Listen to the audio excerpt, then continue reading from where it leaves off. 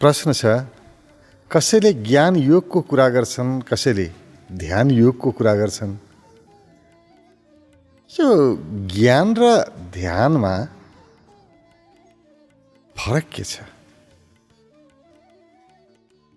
कसरी ध्यान हुन्छ, कसरी ज्ञान हुन्छ? सुन्दर प्रश्न छ। ज्ञान र ध्यान एक अर्काका परिपूरक हुन्। ज्ञान नभई ध्यान हुँदैन, ध्यान नभई ज्ञान पनि हुँदैन।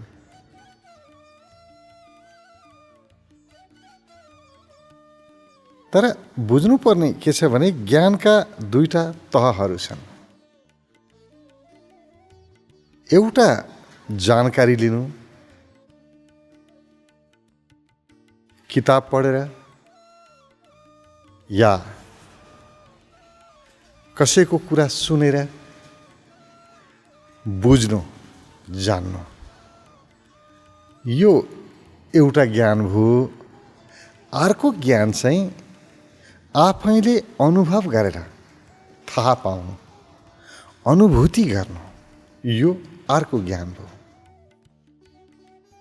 जस्तो हामी खानाको विषयमा जानकारी लिन्छौँ, पढ्छौँ, यो कुरा मिसाएर यस्तो प्रकारको खाना बनायो भने स्वादिलो हुन्छ, यस्तो खाना मिठो हुन्छ। यो मिठोको विषयमा जति जाने पनि पढे पनि स्वाद लिएको जस्तो हुँदैन। स्वाद लिएको, खाएको ज्ञान फरक हो। यसरी बनाउँदाखेरि खाना मिठो हुन्छ भनेर जान्नु, त्यो ज्ञान फरक हो।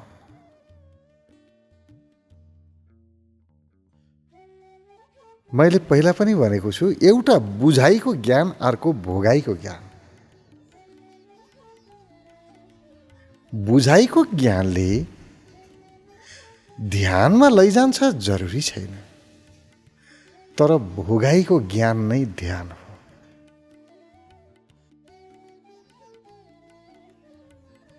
मैले जे पनि जाने त्यो मेरो व्यवहारमा आयो भने यो अनुभवमा आयो, अनुभूतिमा आयो, यो ध्यानतिर गयो। तर जे विषय जाने, बुझे, मेरो व्यवहारमा आएन भने यो चाहिँ जानकारी मात्रै भयो, ज्ञान भएन।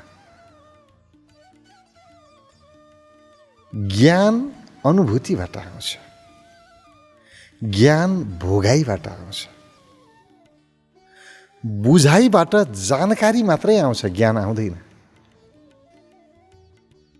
तर हामीले बुझाइलाई नै ज्ञान ठान्यौँ र आज सारा जगत त्यो बुझाइलाई नै, जसले बढीभन्दा बढी विषयलाई बुझेको छ उसलाई नै बौद्धिक व्यक्ति, ज्ञानी व्यक्ति भनेर मान्दछ। यहाँ थोरै फरक छ। ऋषिहरूले भोगाइलाई महत्त्व दिए, अनुभूतिलाई महत्त्व दिए। जसले अनुभूत गर्न थाल्यो ऊ ध्यानतिर गयो।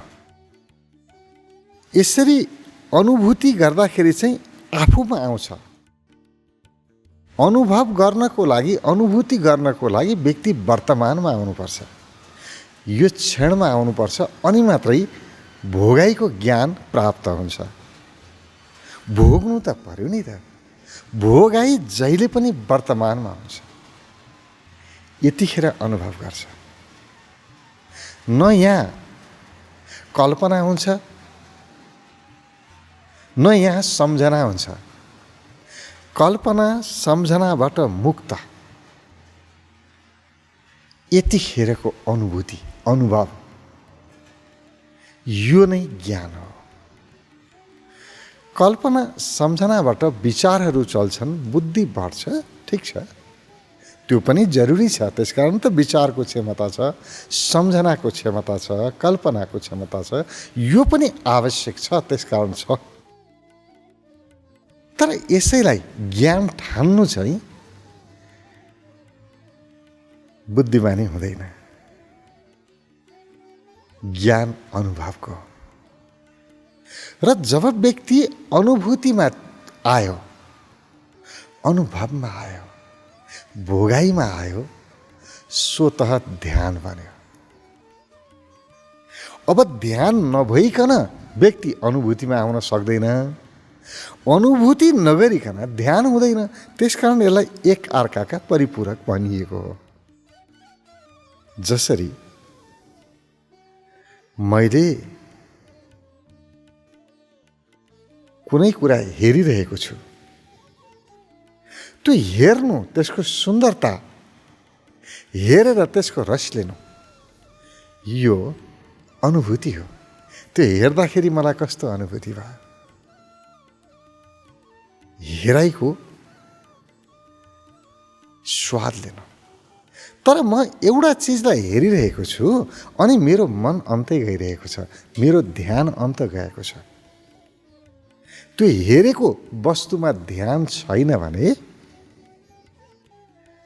मैले त्यसको अनुभूति गर्न सक्दिनँ, अनुभव गर्न सक्दिनँ। त्यसकारण कुनै पनि चिजलाई अनुभव गर्नको लागि ध्यान चाहिँदो रहेछ। बिना ध्यान कुनै पनि विषयको अनुभूति गर्न सकिँदैन। र ध्यान सहित विषयको अनुभूति गर्यो जसले त्यो स्वतः ध्यानमा गयो। र विषयहरूबाट पनि व्यक्ति ध्यानमा जान्छ। त्यसैले ध्यान गर्नको लागि आँखा बन्द गरेरै बस्नुपर्छ, सबै कुरा छोडेर हिँड्नुपर्छ भन्ने होइन। सबै कुरा हुँदा हुँदै ध्यान गर्न सकिन्छ। र सबै कुरा छ र त ध्यान गर्नको लागि अवसर छ। हिलो छ र त त्यो हिलोबाट फुल फुल्नको लागि, कमलको लागि अवसर छ। हिलो हुँदैन थियो भने कमलको फुल फुल्दैन थियो। त्यो हिलो त कमलको लागि अवसर हो। भला हिलो हुँदा हुँदै पनि हिलोबाट अछुतो रहन्छ, हो त्यो ध्यान त्यस्तै हो। ध्यान गर्न थालेपछि विषयहरूकै ध्यान गर्दा गर्दै पनि व्यक्ति विषय मुक्त हुन्छ, विषयभन्दा अलग भएको अनुभव गर्छ, साक्षीको अनुभव गर्छ। ध्यान त विषयमै लगाएको हो, विषयबाट तटस्थ भइदिन्छ। त्यसकारण कुनै पनि विषय ध्यानको बाटो बन्न सक्छ, मार्ग बन्न सक्छ। त्यसकारणले यहाँ चाहिँ ध्यान हुन्छ, यहाँ चाहिँ हुँदैन भन्न मिल्दैन। जान्ने व्यक्ति कुनै पनि वस्तु विषयलाई ध्यानको सिँढी बनाइदिन्छ। हरेक विषय ध्यानको लागि उपयोगी छन्, त्यसलाई अनुभूत गर्ने। अब यो अनुभूतिमा दुईटा विषय छन्, मात्रै दुईटा क्षेत्र छ अनुभूतिको। एउटा आफूभन्दा बाहिर, आफू बाहेकका क्षेत्रहरू छन्। त्यहाँ ध्यान लगाएर त्यो विषयको रस लिन सकिन्छ, स्वाद लिन सकिन्छ। यो क्षणमा, अहिले, यतिखेर अनुभूति गर्न सकिन्छ, वर्तमानको स्वाद लिन सकिन्छ। बाहिर अर्को आफैमा ध्यान लगाउन सकिन्छ, आफ्नो स्वाद लिन सकिन्छ। एउटा विषयको स्वाद, मभन्दा बाहेकको स्वाद, एउटा मेरो आफ्नो हुनुको स्वाद। म छु, यसको रस। यो आफ्नो हुनुमा स्थिर रहनु, आफ्नो ध्यानलाई आफ्नो हुनुमा केन्द्रित गरेर त्यो रसमा, त्यो आनन्दमा डुब्नुलाई आत्मारति पनि भनिन्छ। एउटा विषय रति, अर्को आत्मरति। विषयमा पनि सुख छ, आफूमा पनि सुख छ। यदि भोगाइमा आयो भने पहिलो कुरा त बुझाइबाट भोगाइमा आउनु पर्यो। भोगाइको अर्थ ज्ञान, ज्ञानमा आउनु पर्यो। अब ज्ञानका दुईटा क्षेत्र, एउटा आफू बाहिरको क्षेत्र, एउटा आफू भित्रको क्षेत्र। अब बाहिर विषयको ज्ञान, विषयको रस, यो स्थायी चाहिँ हुँदैन। किनभने विषयलाई समग्रतामा भोग्ने हो भने, सम्पूर्ण विषयलाई एकै ठाउँमा राखेर स्वाद लिने हो भने त विषयले पनि परम मुक्तिमा लैजान्छ, स्वतः साक्षी हुन्छ व्यक्ति। तर हामी विषयलाई जानेपछि चाहिँ विषयलाई छनौट गर्छौँ, छान्न थाल्छौँ। यो राम्रो, यो नराम्रो, यो ठिक, यो बेठिक। विषयले हामीलाई यता यता तान्दिन्छ। त्यसले गर्दाखेरि विषयको सुख स्थायी हुँदैन। एउटा विषय समाउने बित्तिकै त्यसैले सुख दिइराखेको थियो, त्यसैले फेरि एकछिनमा दुःख दिन्छ। कहिले भाव, कहिले अभाव। किनभने प्रकृति त चलायमान छ, सधैँ स्थिर यहाँ केही पनि रहँदैन। अहिले छ, एकछिनपछि हुँदैन। त्यसले गर्दाखेरि विषयबाट स्वाद लिने व्यक्तिहरू सधैँ सुखी रहन सक्दैनन्, खुसी रहन सक्दैनन्। अब विषयमा पनि मैले अघि भने पूर्णतालाई अनुभव गर्यो। जसले सुनिरहेको छु, तर एउटालाई होइन कि जति पनि ध्वनिहरू, आवाजहरू छन्, एकै पटक सबैलाई सुन्यो, पक्षपात बिना। न मेरो, न तेरो, न राम्रो आवाज, न नराम्रो आवाज। र उसको लागि आवाज मात्रै छ, न राम्रो न नराम्रो। राम्रो नराम्रोबाट मुक्त भएर, छनौटबाट मुक्त भएर जस्ताको तस्तै सुन्यो, जस्तो दृश्य छ त्यस्तै हेऱ्यो। यो राम्रो, यो नराम्रो भन्ने त्यो मान्यतै राखेन, धारणै बनाएन, तटस्थ भएर मात्रै हेऱ्यो, बस। त्यसबाट व्यक्ति साक्षीमा जान्छ। तर हामी त्यसो गर्न सक्दैनौँ। सुन्ने बित्तिकै अलि मनपर्ने आवाज आयो भने आहा यो आवाज आइरहे हुन्थ्यो जस्तो लाग्छ, मन परेन भने यो नआइदिए हुन्थ्यो जस्तो लाग्छ। अब हामी त्यसमा तटस्थ बस्न सक्दैनौँ। त्यसकारण बाहिरी विषयमा ध्यान कठिन छ।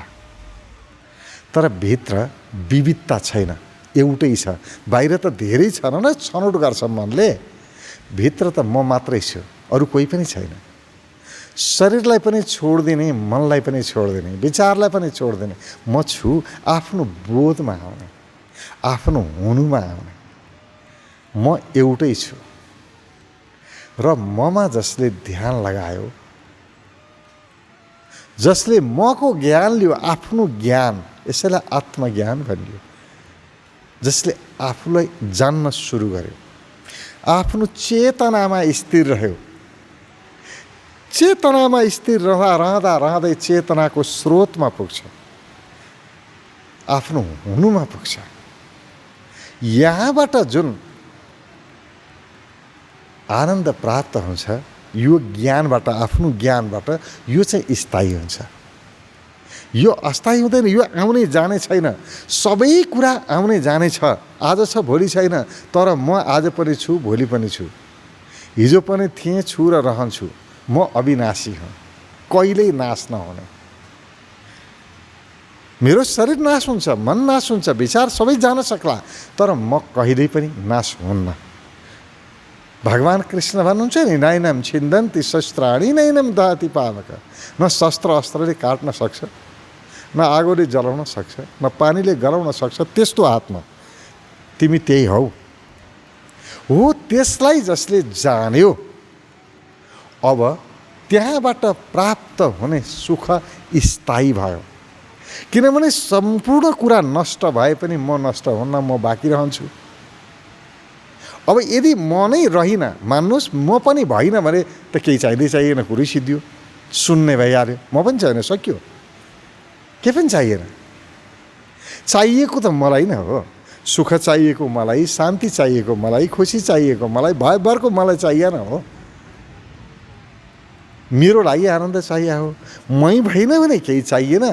यदि म छु भने म सदा सदा रहन्छु। मेरो हुनुबाट जसले आफ्नो हुनुबाट आनन्द खोज्यो त्यो व्यक्ति स्थिर आनन्दमा गयो। यो अस्थायी हुँदैन, यो स्थायी हुन्छ। अरू विषयबाट आनन्द लिने व्यक्ति आज सुखी छ, भोलि दुखी छ, फेरि सुखी फेरि दुखी भइरहन्छ। तर मैले अघि नै भने विषयलाई पनि समग्रतामा भोग्न जान्यो भने फेरि समत्व भयो, फेरि व्यक्ति स्थायी सुखमा जान्छ। यसको अर्थ विषयबाट जाँदै जाँदैन भन्ने होइन, विषयबाट पनि जान सक्छ। तर सजिलो चाहिँ आफूबाट सजिलो। विषयले तान्छ नि, मनलाई तान दिन्छ, आफूमा सजिलो हुन्छ। र आफूलाई पूर्ण रूपमा जान्नु नै ज्ञान हो र आफूमा स्थिर रहनु ध्यान हो। त्यही ज्ञानमा स्थिर रहनु नै ध्यान हो। त्यसैले ध्यान र ज्ञानमा धेरै ठुलो भिन्नता छैन। यदि भोगाइको ज्ञानमा आयो भने, है अनुभूतिमा आयो भने, अनुभूति नै ध्यान हो, ध्यान नै अनुभूति हो। होइन, जानकारीमा रह्यो भने चाहिँ जानकारी फरक हो, ध्यान फरक हो। हामीले जानकारीलाई नै ज्ञान बनायौँ, यही मात्रै गल्ती भएको हो। बुझाइलाई ज्ञान बनायौँ, यही गल्ती हो। भोगाइलाई जसले ज्ञान बनायो ऊ त स्वतः ध्यानतिर अगाडि बढ्यो।